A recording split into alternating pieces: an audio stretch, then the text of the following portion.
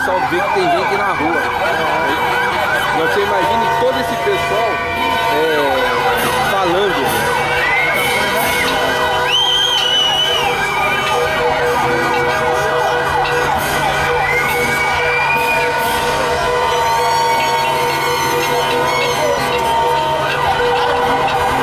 Você quer ver interessante?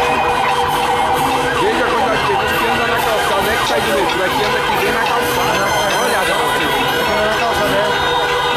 Então ainda não perceberam isso. O povo que anda pra cá não tá saindo aqui da metrô aqui, não. Se eles saírem, eles vão sair de outro lado, não assim.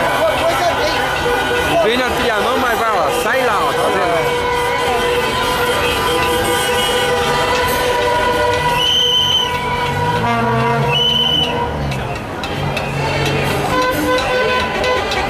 O que eu achei interessante é a quantidade de pessoas falando que viu as coisas na internet de outros estados que estão aí.